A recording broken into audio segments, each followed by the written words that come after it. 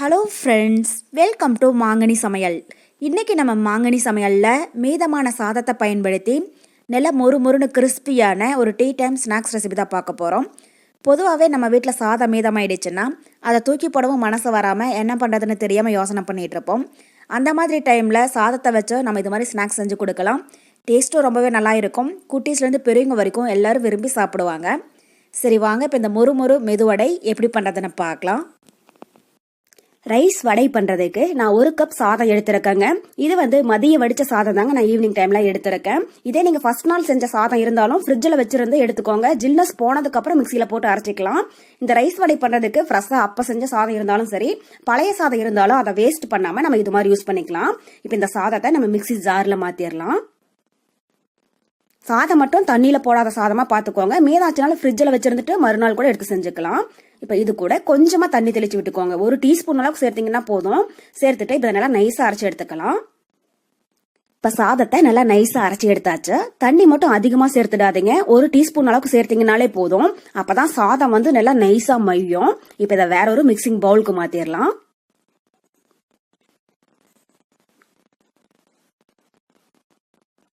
நம்ம எடுத்துருக்கிற 1 கப் சாதத்திலேயே நமக்கு 12 to 13 vada medium சைஸ்ல கிடைக்குங்க.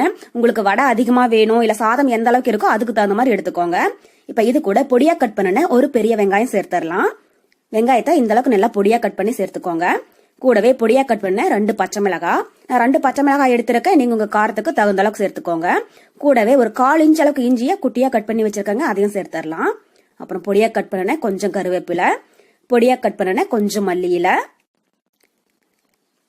கூடவே ஒரு 1/4 டீஸ்பூன் அளவுக்கு மிளகுத்தூள், 4 டீஸ்பூன் அளவுக்கு சேர்த்தீங்கன்னா போதும். கூடவே இதுக்கு தேவையான அளவு உப்பு. இதெல்லாம் சேர்த்துட்டு ஒரு 2 நிமிஷத்துக்கு இதை நல்லா கலந்துடலாம். தண்ணி எதுவும் சேர்க்க கூடாதுங்க. இந்த அரிசியில இருக்கிற ஈரப்பதமே போதும். ஒரு டைம் நல்லா கலந்ததுக்கு அப்புறமா நம்ம கொஞ்சமா அரிசி மாவு சேர்த்துடலாம். வீட்டுல அரிசி மாவு இருந்துச்சுன்னா அரிசி மாவு யூஸ் பண்ணிக்கோங்க. அது இல்லை அப்படின்னா மைதா மாவு கூட யூஸ் பண்ணி செய்யலாங்க. பாருங்க, இப்ப நல்லா கலந்தாச்சு. இது கூட கொஞ்சமா அரிசி மாவு எடுத்து வச்சிருக்கங்க, அதை கொஞ்சம் கொஞ்சமா உள்ள சேர்த்து கலந்துடலாம்.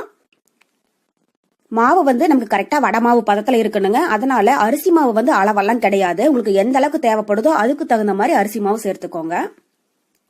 நான் 1/4 கப் அளவுக்கு அரிசி மாவு சேர்த்திருக்கேன். ஏன்னா கொஞ்சமா தான் தண்ணி சேர்த்தாங்க. தண்ணி சேர்க்காம கூட அரைக்கலாம். அப்ப சாதம் மிக்சி ஜார்லயே நல்லா ஒட்டிக்கும். அதனால 1 டீஸ்பூன் அளவுக்கு தண்ணி சேர்த்தீங்கன்னா தான் சாதம் நல்லா நைஸா மையும். இப்ப கொஞ்சம் கொஞ்சமா அரிசி மாவை சேர்த்து வடை மாவு பதத்துல பிசைஞ்சு எடுத்துக்கலாம். பாருங்க, இப்ப நமக்கு மாவு ரெடி ஆயிடுச்சுங்க. மாவு இந்த அளவுக்கு நல்லா திக்கா இருக்கிற மாதிரி பாத்துக்கோங்க. இப்ப கையில கொஞ்சமா தண்ணி நனைச்சிட்டு நம்ம சின்ன சின்ன உருண்டையா பிடிச்சி வடை தட்டிடலாம். உங்களுக்கு வடை எந்த சைஸ்ல வேணும் அப்படின்னு நினைக்கிறீங்களோ அதுக்கு தகுந்த மாதிரி மாவை எடுத்துக்கோங்க. கையில இது மாதிரி உருண்டை பிடிச்சிட்டு நல்லா தட்டி சென்டர்ல ஒரு ஹோல்ஸ் போட்டுக்கோங்க. உங்களுக்கு கையில தட்ட இது மாதிரி வரல அப்படின்னா வாழையில இல்லைன்னா பால் கவர் வச்சு கூட இது மாதிரி தட்டிக்கோங்க. பாருங்க, இதே மாதிரி ரெடி பண்ணிக்கோங்க. இதை நம்ம இப்ப எண்ணெயில போட்டு பொரிச்சிடலாம். கடாயில எண்ணெய் நல்லா சூடாயிட்டு இருக்குங்க. எண்ணெய் சூடானதும் ஸ்டவ் மீடியம் ஹீட்ல வச்சுட்டு நம்ம ரெடி பண்ணி வச்சுக்கிற வடையை உள்ள சேர்த்துடலாம். எண்ணெய் ரொம்பவே சூடா இருக்கக்கூடாது. சீக்கிரமா கலர் மாறிடும். உள்ள மாவு சரி வர வெந்திருக்காது. மீடியம் ஹீட்ல இருக்கிற மாதிரி பாத்துக்கோங்க. எண்ணெய் சூடானதும் ஸ்டவ் மீடியம் ஹீட்ல வச்சிடணும்.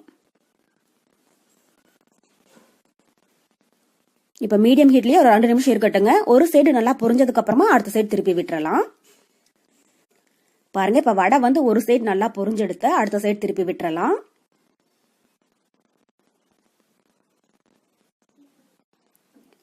இது மாதிரி 2 சைடும் அப்பப்ப திருப்பி விட்டுட்டே இருங்க. அப்பதான் நமக்கு உள்ளேயும் மாவு ஒரே மாதிரி நல்லா வெந்து வரும்.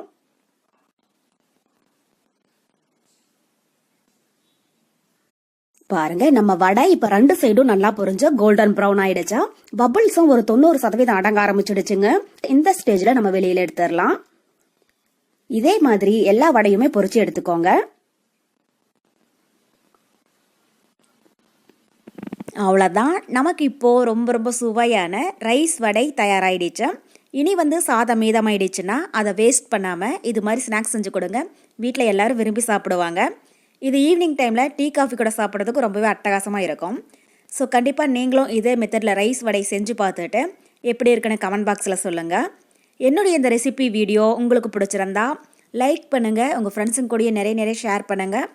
மறக்காமல் மாங்கனி சமையலுக்கு சப்ஸ்கிரைப் பண்ணுங்கள். நன்றி.